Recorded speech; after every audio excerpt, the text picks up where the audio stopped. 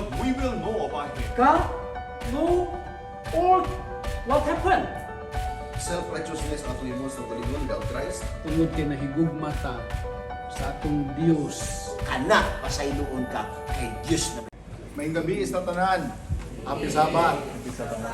First of all, pasalamat ko ni Elder Han for the invitation. I was thinking at tanan din ni Koreano. Pero nakita na ko mga Koreano mga tanan ko.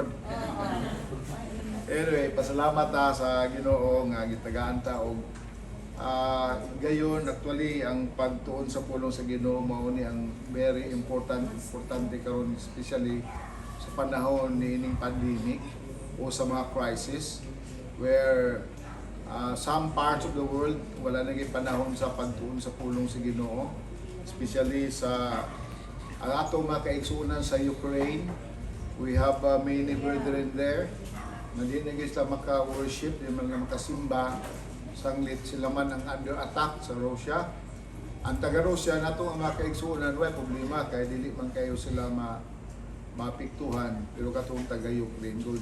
Yun muna nga gusto sila sa atong mga pag-ampo. Karon nga gabi ato i-consider kining makita sa Psalms 34 verse 8. Psalms 34 verse 8. Pwede ato mabasa. Alright, to begin. O taste and see that the Lord is good. Blessed is the man that trusteth in Him. Tanawa, sulayi, tistingi, o tanawa ang Ginoo maayo kayo. God is good all the time. I really feel God is good because this is my second time in their hand to come to this state. Second time. And I said to myself, wow, the Cebu State is very big village, you know. And I did not know that the home place of Mr. Han is here. So I feel really that God has been good not only to His family but to all of us. Ang Ginoo maayo kaayo. Ang tao gitagaan sa Ginoo kay ipatisting manggutan niya, sulayi og tan-awa. Kaning pagtisting natural tilawan. Tilawi ang Ginoo. Alright. Dili ta makasinati og unsa ka tamis ug unsa ka pait hangtod atong tilawan. Ang tao gitagaan sa Ginoo og thousands and thousands of taste buds. Ang main niini nga mga taste buds kanang pagpait, pag-taste nato sa pait. Unsa pa? Kanang sour. Okay, salty, sweet. Dahil pagkaon nga pulos tamis, dahil pagkaon nga pait pod, kimchi, unsa man na siya pait. Napoy halang, napoy halang. Anyway, napoy sweet and sour, sweet and sour. You will never know a food nga it is sweet and sour until nga imong tilawan. Mao gyapon ang Ginoo. Kung dili nato testingan ang Ginoo, some of us by experience, ang kasagaran nato by accepting Jesus Christ as our Savior, ato na siyang natistingan. Unya ang kalamir ba ng pagtisting nato sa Ginoo, pagsulay nato sa Ginoo, dili raman kausa. Dili lang kausa all the way mahimo na natong lifestyle. Sama gyapon sa atong breakfast, sa atong paniud to panihapon. Dili raman kami ingon sa pagkapamahaw nga, mahaw naman ko kagahapon. Sakto na to. I'm already eaten my breakfast yesterday, so I do not eat breakfast now or supper, whatever. So just the same with our Lord. When we serve Him, we always come to taste and taste the goodness of the Lord. And how are we going to do that? Of course, we are always going to study the Word of God. Read and study the Word of God. So kining atong pagsulay, pagtilaw sa Ginoo kanang sa uban pa nga pinulungan nga advertisement, once tasted, no? Sumpay gani? Always wanted. Mao niyang sa Ginoo. Kung mao man na sa pagkaon nga literal, if that is true to the literal food, that is more so with our God. Once we have tested the Lord, His goodness, ang iyang kaayo, we can always say the Lord is good. So, ang atong taste buds, ma-alter ni dahil siya. Maguba ang atong taste buds. Especially katong mga katawan sa Ginoo, the Israelites of old, dugay sila sa Egypt. Ang ilang taste buds na nadaot na nga sa paghatag na sa food from heaven, the manna, dili man sila acquainted kayo sa pagkaon. Food from heaven, imagine, food from heaven, pero dili sila ganahan sa pagkaon kaya ang ilang taste buds na alter. So, maugyapon usahay ang atong taste buds, ang atong pagtilaw sa Ginoo ma-alter sa mga kalibutanon nga mabutang nga wala na tay gana kayo kung magisgutang pulong sa Ginoo, dili na kita ganahan kay ngano ang atong una-una tuwa naman sa kalibutan. So unsa kunoy makadaot sa taste buds? Alright, na ay gitawag viral o bacterial infection. Kung ma-COVID ta, di na taganahan mo kaon, right? O mahilantan ta, di na taganahan mo kaon. Sa gagmay pa ta, kamo mga bata, kung mahilantan mo, di lang COVID. Kung mahilantan mo, ganahan mo kaon, dili. Unsa may kasagaran buhaton sa ginikanan para ganahan mo kaon. Sa ako kaniadto mahinumdum pag yun ko, hilantan magi ko. If I'm in favor, palitan na kong orange niya sa gulag itlog. Naapaman na ron? Naapalig yapon ron? Usa mga bata, magpahilanat lang mo para makakuha mo orange yung itlog. Alright, so with that, madaot ang atong tastes pinaagi sa virus. One of the symptoms sa COVID, hindi na kaganahan mo kaon. Alright. Unsa pa gyud, medical conditions, at of course, mga disorders, mo na makapadaot sa atong taste buds. Kung dili ba, kulang tag mga nutrients, wala na tayo mga vitamins. So, kinahanglan vitamins para mabalik ang atong gana sa pagkaon. Unsa pa gyud, nerve damage, madaot ang atong mga nerves. O kining sobra sa naghingapin na nga mga tambal, daghana maintenance, makadaot na pud sa atong gana sa pagkaon. O kining aging, unsa man ang aging, magkatigulang na ta, magkawala pud ang gana sa atong pagkaon. So, kung di na mo ganahan mo kaon, tigulang na mo, ha? Always remember that.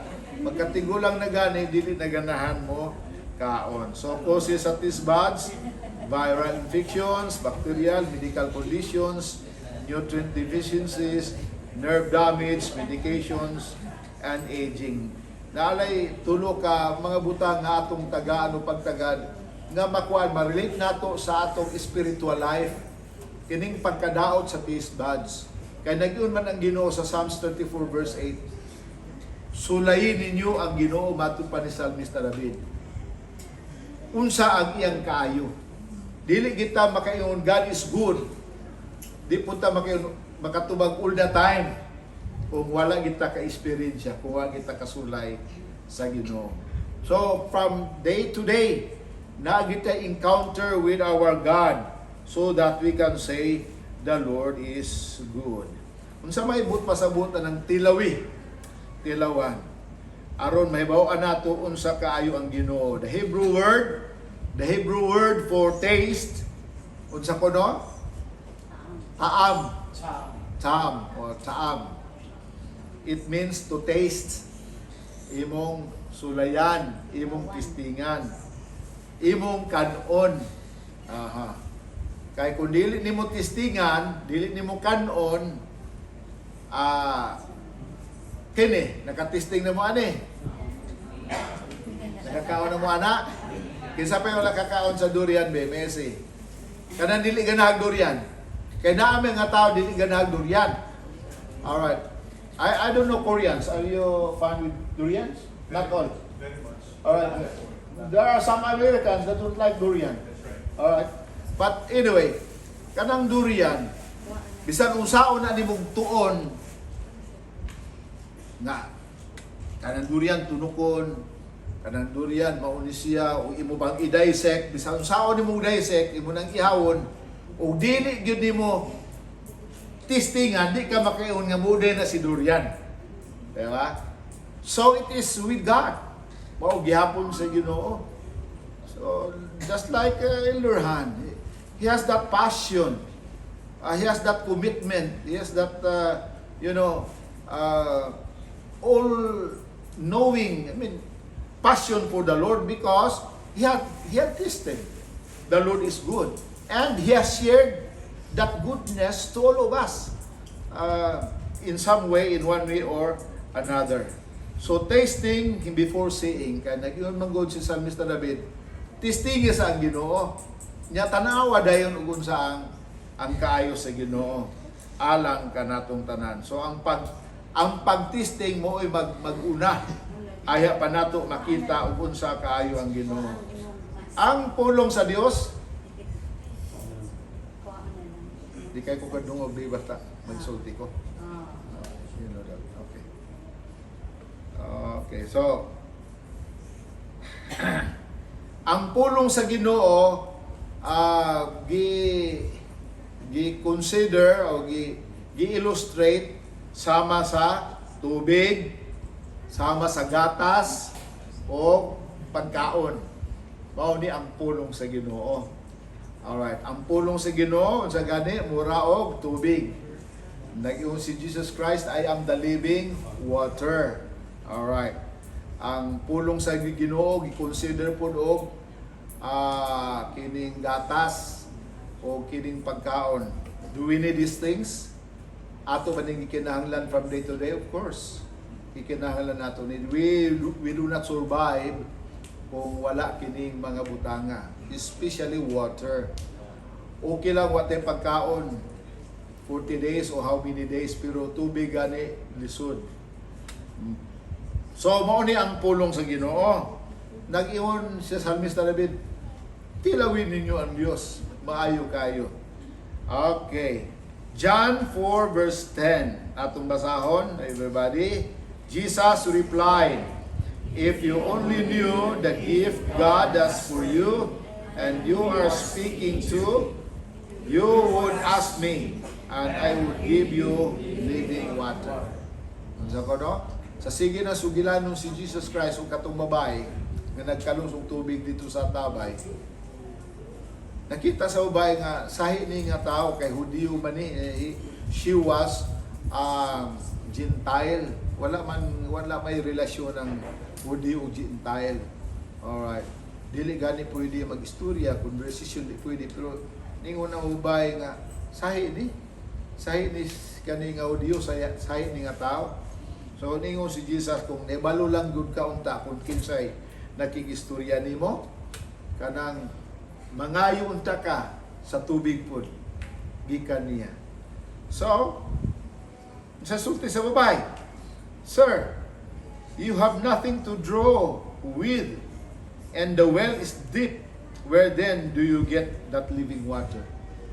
Wala man kay timba, wa kay dala timba, may bako kay na ako timba. Kaya tabay man nilang kaos tubig. Wa may pusit at tungod.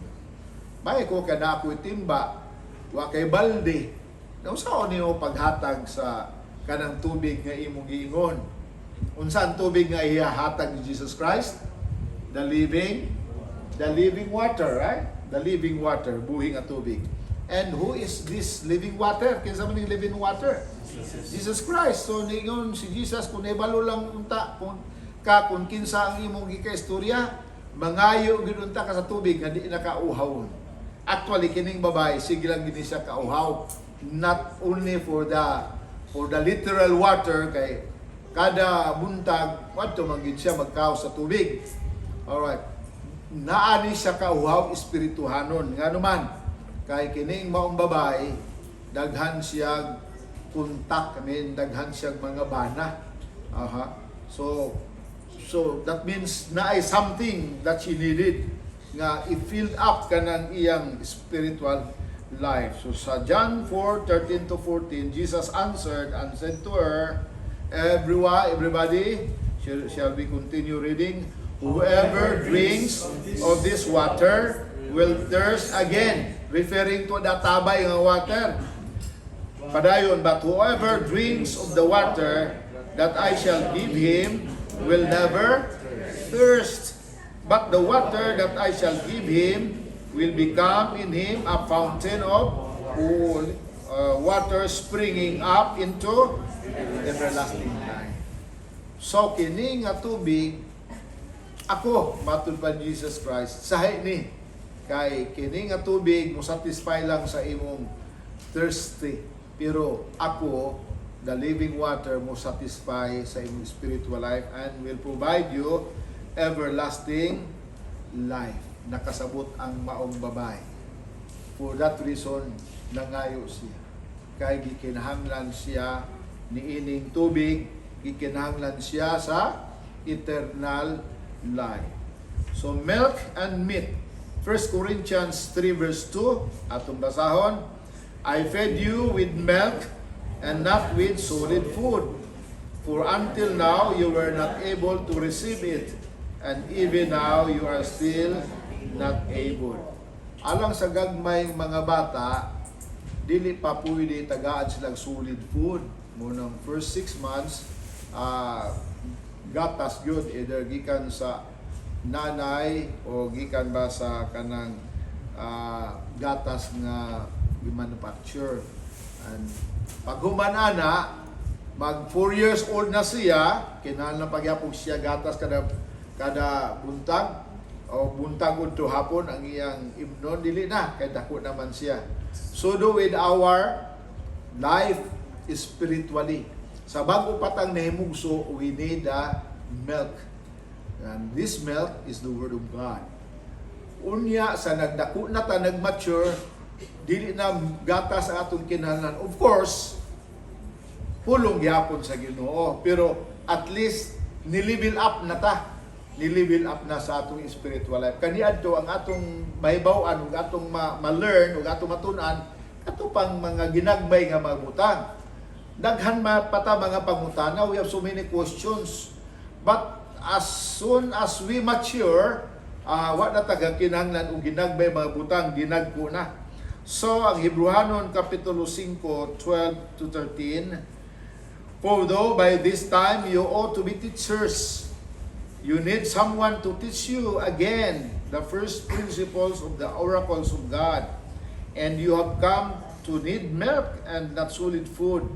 For everyone who partakes only of milk, unsa kuno, is unskilled in the word of righteousness, for he is a baby. Or he is a baby. So, that means, sa atong spiritual life, kanus sa nato gidawat si Jesus Christ as our personal Savior. Last year or years back, we need to grow. Magtubo and the only way for us to grow is to read the Bible. And of course, there's a song for the children, read your Bible and pray every day. That's the way how to grow. Oh, Elder Han is waking up 1 o'clock in the morning. I tell you, that's your normal reading. And then you read the Word of God. So, and pray. Because we need more prayer. Not only reading, we need more prayer, especially this time. This time of COVID, this time of crisis, we need more prayer. Okay, so, nag-ingon si Salmista David, come and taste and see the goodness of God. We can only, determine, and we can only appreciate the goodness of God kung nagbasa ta sa pulong sa Ginoo. And we can also see nga makaiuntang nga Ginoo maayo gyud kay. Maayo gyud ang Ginoo kay. If I am to relate my experience how good God is, this time of the evening is not enough. Kini nga gabi dili igo nga i-share nako sudo with Mrs. Bacos and the rest of us who were ahead of you in the faith. Kining usa ka adlaw dili igo to declare and to manifest and to testify the goodness of God. You know, ang mga bata, they hunger. Alright. Ang pangutana is, ang mga bata sa pagkatao, gituluan ba sa ginikanan nga, okay, kaya na tao naman ka, pagutom ha? Pagutom. Gingnan ba ang mga bata?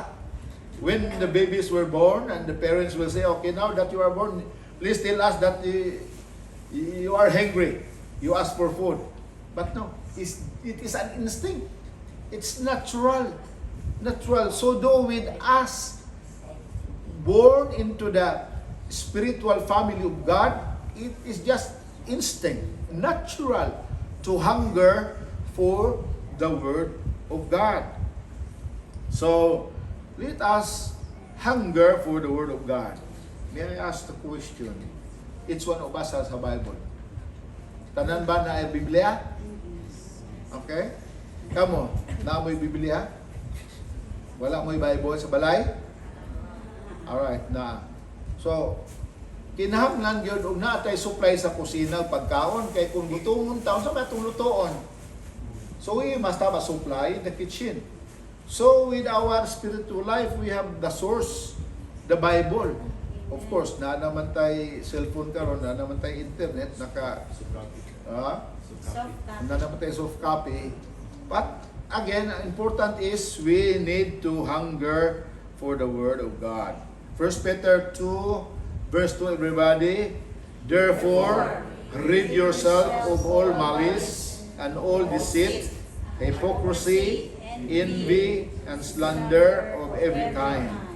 Like newborn babies, crave pure spiritual milk, so that by it you may grow up in your salvation. Now that you have tasted that the Lord is good. Again, let me emphasize this. You will only learn and know the Lord is good when we what? When we read His Word. When we eat and when we thirst for God's Word. So, 1 Peter 2 verse 2, as newborn babes desire the sincere milk of the what? The Word of God, that ye may grow thereby.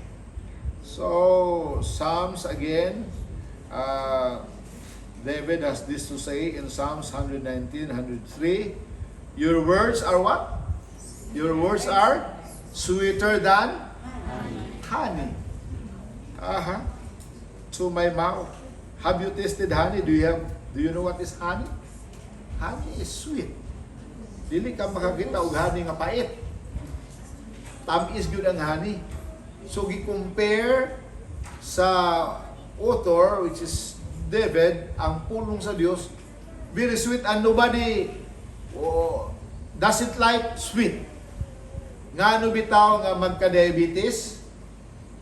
Ngano bitaw mga daot ang ipon? Ngano bitaw nga naay mga sakit tungod sa ganahan ta og sweet? Walay tao nga dili ganag sweet. Matud pa ni Salmista David, ang pulong nimo, O Dios, is sweeter than honey to my mouth.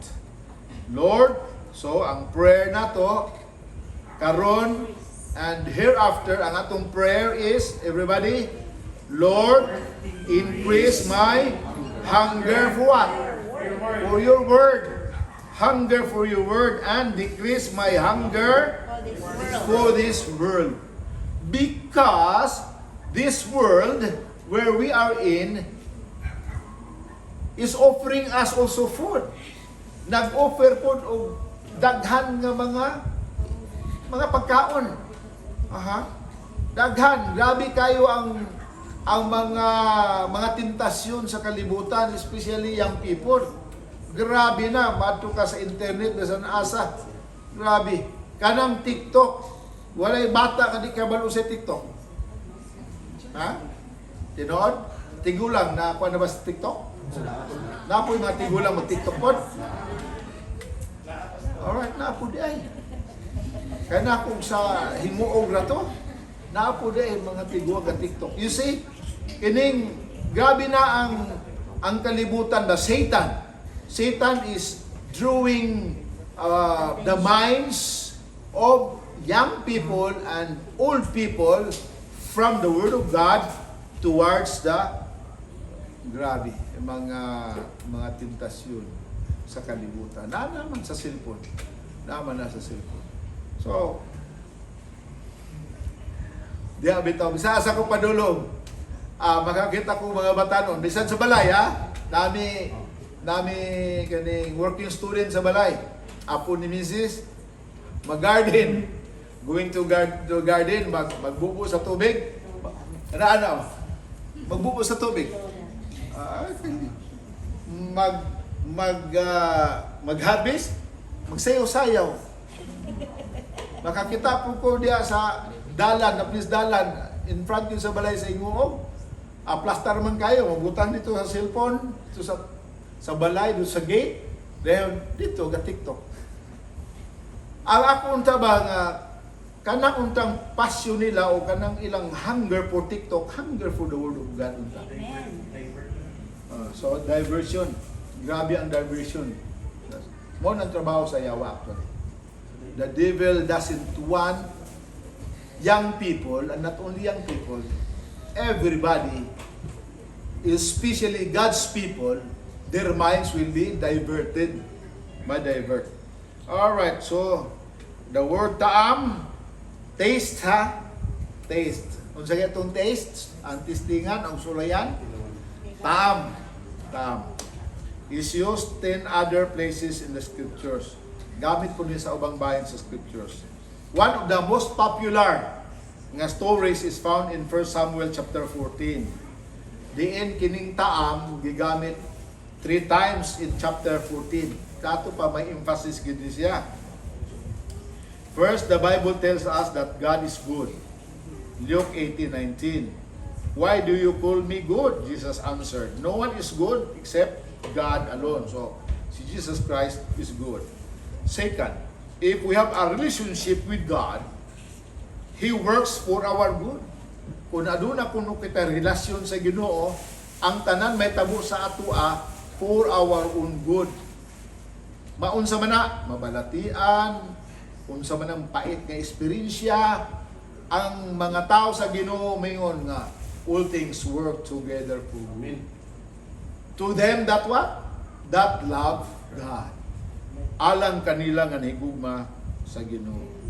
So, nag-ingon sa Isaiah 59 verse 2, everybody, but your iniquities have separated between you and your God. Unsa kuno nakaseparate nato gikan sa Ginoo? Sin. Unsay naka-separate nato sa atong social life karon? Si COVID. Di ba? Pila ka meter? Pila ka meter ang protocol? 1 meter. So, murag nagka 0-0 naman, pwede na. Pero kaniadto very strict. Bisan magtiayon, dili pwede mag-angka sa motor. Magtiayon, magbutang o kanang grabe, barrier. Mauni si COVID nga sala actually. Mauni ang gihimo ni COVID nga sala. Naghimog barrier si sala between us and God. Mo'y nakaseparate kanato gikan sa Ginoo, but ang the good news is God is calling us back. Gipangita ra gyapon ta sa Ginoo, ang Ginoo ra gyapon nangitag mga paagi nga makabalik ta niya. Ephesians 1:17-19, that the God of our Lord Jesus Christ, the Father of glory, may give to you the spirit of wisdom and revelation in the knowledge of Him, and the eyes of your what? The eyes of your understanding being enlightened. Meaning, we can never see the goodness after tasting. Follow is, ang musunod is seeing. We can never see the goodness of the Lord until our understanding is what? Is enlightened. That you may know what is the hope of His calling, what are the riches of His glory, the inheritance of the saints, and what is the exceeding greatness of His power toward us who believe according to the working of His mighty power. When trials and temptations come, okay, mo ni ang atong gi-emphasize kung ang trial kuno sa kinabuhi. It's one of us has trial. You have a trial and I have a trial. You have a testing, I have my testing. And different, nakalalain, various ang testing sa Ginoo ihatag. Ang pagsulay sa mga batanon lahi pod ang sakua. When temptations and trials come, we can choose to taste and see that the Lord is good. We can fix our eyes on Jesus, look Him in the face, and experience His goodness and His love. We can wait on the Lord to intervene in our circumstances and experience Him by spending time with Him in prayer and by reading His Word, the Bible. We can experience this relationship by what? By spending time with God in prayer. How many times do we pray? Kapila man ta mukaon sa usa ka adlaw. Katulo, wala but snack. Ibutan na tong snack. Pabahaw, paniud to panihapon, snack sa buntag, snack sa hapon. So kalima. So kalima na ta mo ampo. Alright, in a day, pray without ceasing. Mag-ampo sa walay pagunong. Wherever we go, whatever we do, we can breath a prayer to the Lord. Dili na kinahanglan actually nga muluhan ka sa rasada.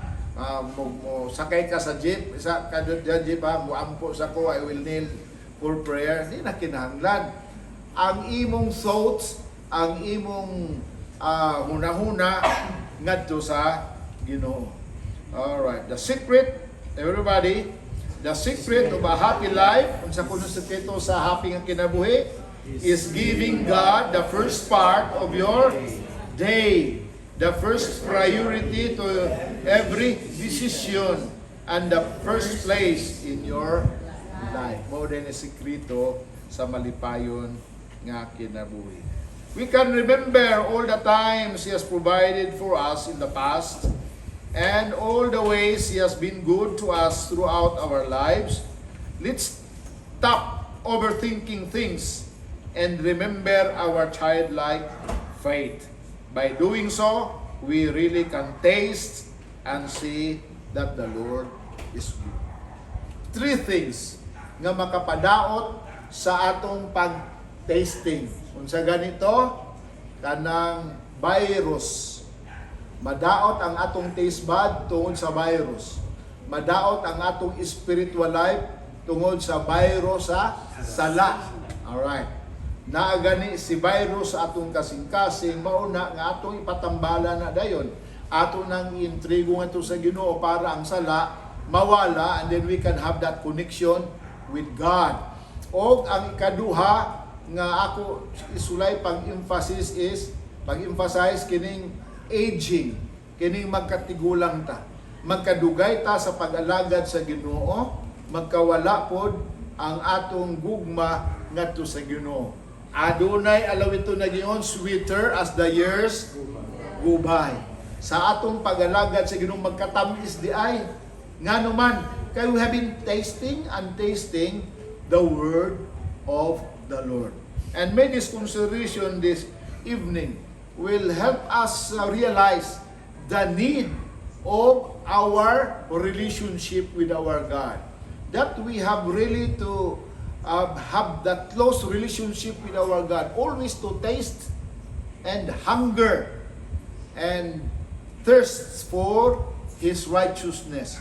So that ang di-emphasize ni Ilurhan kaganina ang sanctification. Ang napuna sa iyang kadabunta nga dihatag nga message. Sanctification.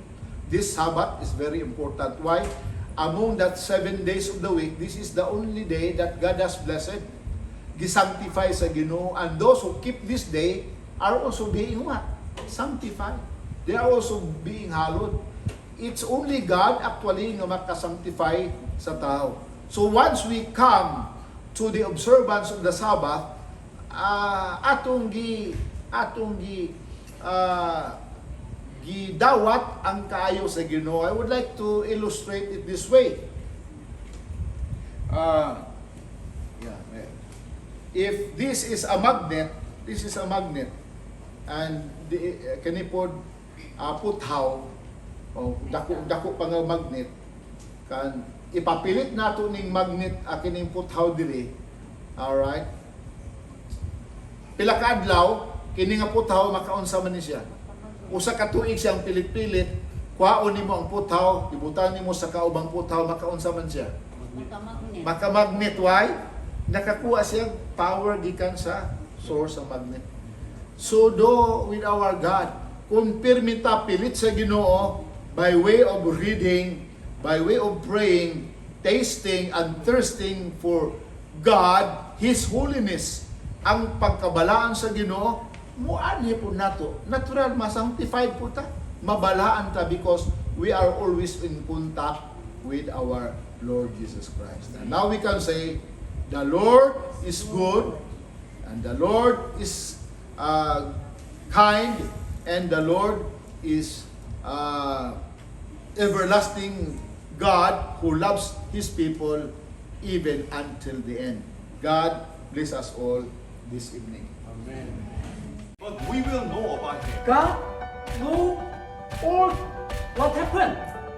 Self-righteousness ato himos na tulingon without Christ. Tungod kay nahigugmata sa atong Dios. Kana pasayloon ka kay Diyos na may